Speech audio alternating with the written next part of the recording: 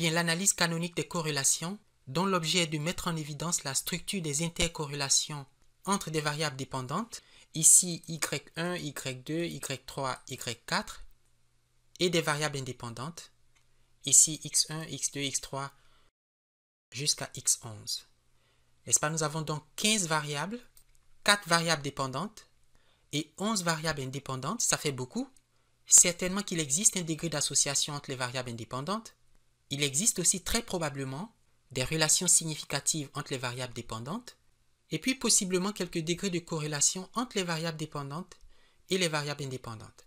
Et c'est toute cette structure corrélationnelle qu'on se propose d'analyser selon une approche qui vise à réduire le nombre de variables dépendantes et donc passer ici de 4 variables dépendantes à disons 2 ou 3 variables et le nombre de variables indépendantes x1, x2 à x11 à quelques 2 ou 3 variables indépendantes. C'est donc une sorte d'analyse en composantes principales qui agit sur la matrice des corrélations à l'intérieur des variables dépendantes et indépendantes, mais aussi entre les variables dépendantes et les variables indépendantes. Il s'agit d'extraire des variables synthétiques par paire. On commence d'abord par construire une variable synthétique, appelons-la y1 étoile, à partir des variables dépendantes y1, y2, y3 et y4. C'est donc une variable synthétique dépendante. On passe ensuite aux variables indépendantes et on en fait la synthèse pour ressortir une variable qu'on va appeler x1 étoile. Et ces variables canoniques, x1 étoile et y1 étoile, sont construites de façon à maximiser leur coefficient de corrélation.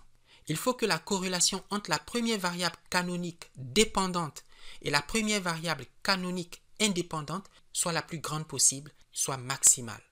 Et à l'étape suivante, il faut extraire une autre paire canonique et donc construire une deuxième variable canonique dépendante qu'on va noter y2 étoile, une deuxième variable canonique indépendante qu'on va noter x2 étoile, de telle manière que leur coefficient de corrélation, leur degré d'association soit le plus élevé possible, soit maximal, etc.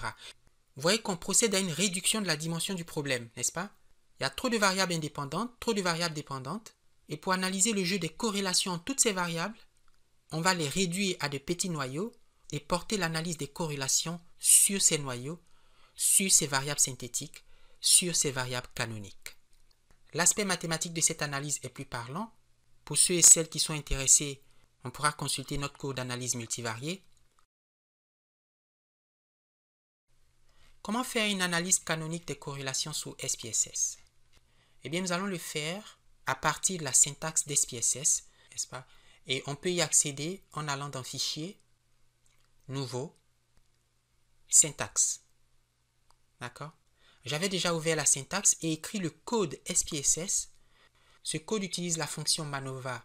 Il s'agit en effet d'une analyse multivariée, suivie de la liste des variables dépendantes. Nous en avons ici 4, y1, y2, y3, y4, avec les variables indépendantes, x1, x2, x3 jusqu'à x11.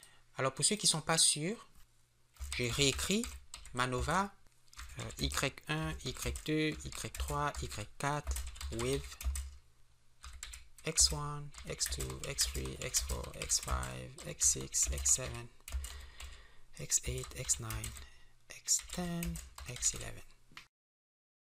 Et puis, slash, discrim, espace, all, espace, alpha, en parenthèse 1, slash, print, equal significance, bracket, multivariate, space, eigen, space, dimension reduction, close bracket, period. Il faut mettre un point à la fin du code. Je sélectionne le code et run. Je ne vais m'intéresser qu'au tableau les plus importants, le tableau des eigenvalues ou des valeurs propres, comme on dit en français, et des corrélations canoniques montre dans la première colonne les numéros des paires canoniques extraites. Et si vous dites pourquoi 4, eh bien c'est parce que le nombre maximal de paires canoniques extraites est égal au minimum entre le nombre des variables dépendantes et celui des variables indépendantes. Or, il y a 4 variables dépendantes, il y a 11 variables indépendantes, le minimum de 4 et 11 c'est 4, et donc au plus, au maximum, l'analyse canonique des corrélations révélera 4 paires canoniques. pas plus que 4. Alors, nous avons dans la deuxième colonne, pour chaque paire canonique, sa valeur propre, et exprimée en pourcentage, on voit que la première paire canonique capture 47,6% de l'ensemble des intercorrélations dans la base de données. C'est beaucoup, n'est-ce pas? Pour une seule paire canonique. La deuxième paire canonique capture 30,78% de la structure des intercorrélations entre toutes les variables de la base de données. Et vous voyez que cumulativement, les deux premières paires canoniques extraites totalisent plus de 78%. Avec la troisième paire, ça fait 91%. Et puis bien sûr, quand on y ajoute la quatrième paire, on a au total 100%. Vous avez à l'avant-dernière colonne les coefficients canoniques de corrélation et dans la dernière colonne le carré de ces coefficients.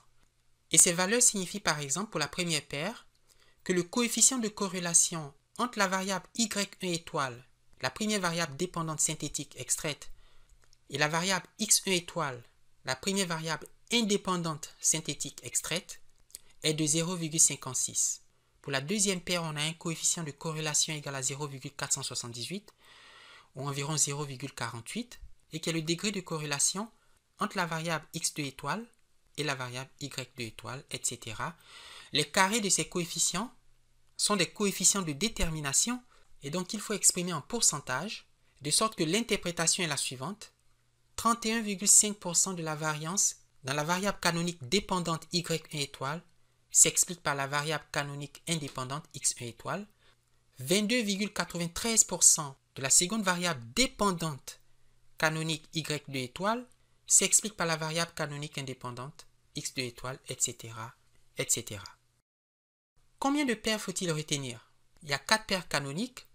Alors, si vous regardez la première paire, elle est significative au seuil de 5% avec une valeur P ou un degré de significativité égal à 0,001 qui est plus petit que 0,05 ou 5%. Il faut donc conserver la première paire. La deuxième paire est presque significative au seuil de 5%, quasiment. Moi, je la retiendrai. Mais les paires 3 et 4 ne sont pas significatives au seuil de 5%. Et nous n'allons donc conserver que les deux premières paires canoniques extraites. Et c'est pas si mal puisque si vous regardez, on a vu qu'ensemble, ces deux paires totalisent 78%, donc presque 80% de l'inertie totale du nuage. N'est-ce pas? Un nuage qui contient 4 variables dépendantes et 11 variables indépendantes, il est fort heureux que deux paires canoniques, y1 étoile, y2 étoile, x1 étoile, x2 étoile, capturent ensemble environ 80% de la structure des corrélations de toute l'information dans la base de données. C'est formidable. C'est une bonne nouvelle. Alors bien sûr qu'il faut un moyen d'exprimer les variables canoniques dépendantes et indépendantes en fonction des variables initiales. Et c'est ce que nous dit ce tableau. La première variable dépendante canonique y1 étoile s'exprime en fonction des variables dépendantes initiales y1, y2, y3 et y4. De quelle façon? Eh bien selon la relation y1 étoile égale moins 0,828 fois y1 plus 0,104 fois y2 moins 0,44 fois y3 plus 0,718 fois y4. Et pour la deuxième variable canonique dépendante, y2 étoile, elle s'écrit moins 0,248 y1 plus 1,428 y2 moins 0,052 y3 plus 2,387 y4. Et puisque les paires 3 et 4 ne sont pas significatives, nous ne considérons que les deux premières variables synthétiques y1 étoile et y2 étoile. Et puis vous avez les coefficients de corrélation entre les variables dépendantes initiales et les variables canoniques. On voit par exemple que la variable y1 est négativement corrélée avec la variable canonique y1 étoile. Et d'ailleurs, toutes les variables y1, y2, y3 et y4 sont toutes négativement corrélées avec la première variable dépendante canonique, tandis que ces mêmes variables sont toutes positivement corrélées avec la deuxième variable canonique. Le coefficient de corrélation entre y2 et y2 étoile est de 0,856. Le coefficient de corrélation entre y4 et y2 étoile est de 0,54, etc. Et puis vous avez la même chose pour les variables indépendantes. La première variable canonique indépendante x1 étoile s'exprime en fonction des variables indépendantes x1, x2, x3, x4 jusqu'à x11 selon une relation qui est donnée par les coefficients que voici 0,0238, 0,52, 0,525, moins 0,315, etc. Et même chose pour la deuxième variable indépendante canonique, x2 étoile, qui s'écrit moins 0,144 x1 plus 0,120 x2 moins 0,119 x3, etc.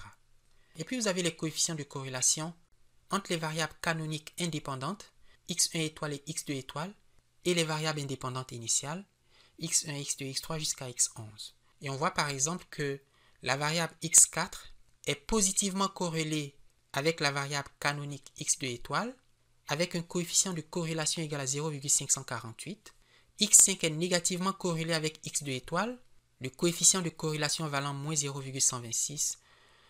Alors, on voudrait maintenant calculer les scores de ces variables canoniques. Et pour ce faire, on va dans Transform et on va calculer de nouvelles variables. La première variable canonique, y1 étoile, alors, je ne sais pas si SPSS acceptera le caractère étoile.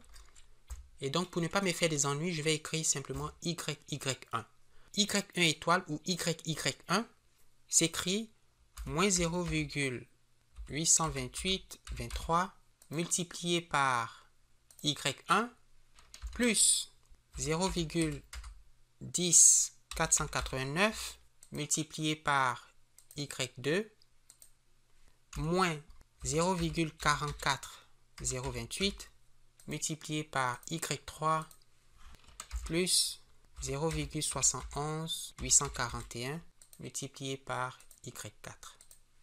Et je clique sur OK. Vous voyez que la super variable canonique dépendante Y1 étoile ou YY1 a été calculée.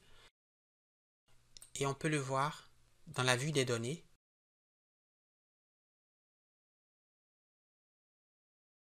On peut de même calculer la deuxième variable Y2 étoile. Si j'appelle YY2, OK.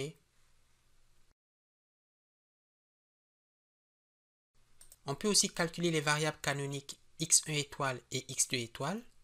Pour les variables indépendantes, bien sûr. Donc, transform, calculer une variable. Je vais appeler xx1. On a 0,02383 x1 plus 0,52516 x2 moins 0,315 18 x3, etc. jusqu'à 0,46 446 fois x11. OK.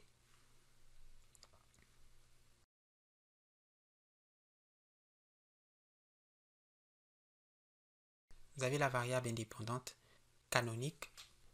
Et finalement, transforme xx2,